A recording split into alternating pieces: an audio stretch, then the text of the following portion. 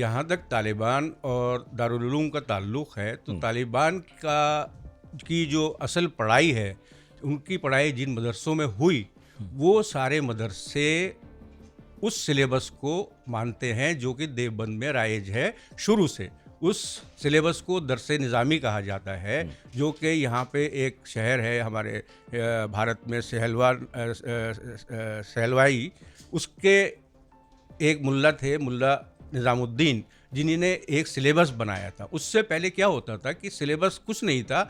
आप जो इस्लामिक विद्वान होते थे, एक किताब लेके आप जो है उनके पास बैठते थे, उस किताब को पढ़ते थे।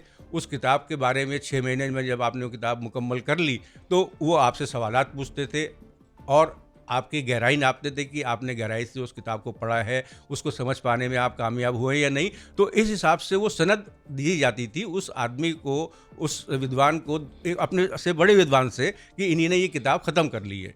तो आप मुख्तलिफ किताबें पढ़ते थे, कोई सेट पैटर्न नहीं था कि उस सेट पैटर्न को फॉलो किया जाए।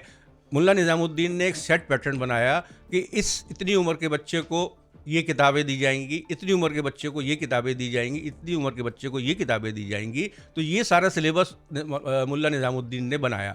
तो अब आज के ज़माने में जितने भी देवबंदी मदरसे कहे जाते हैं, सिर्फ हिंदुस्तान में ही नहीं बल्कि पूरे दुनिया में जो भी देवबंदी मदरसे कहे जाते हैं, वो दरसे निज़ामी फ़ॉलो करते हैं। इस वजह से उनको देवबंदी मदरसा कहा जाता है।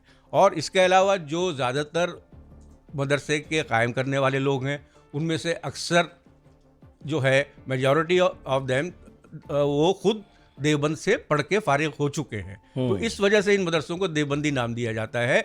As such there is no direct link between those madrasas and Darul Uloom Deoband.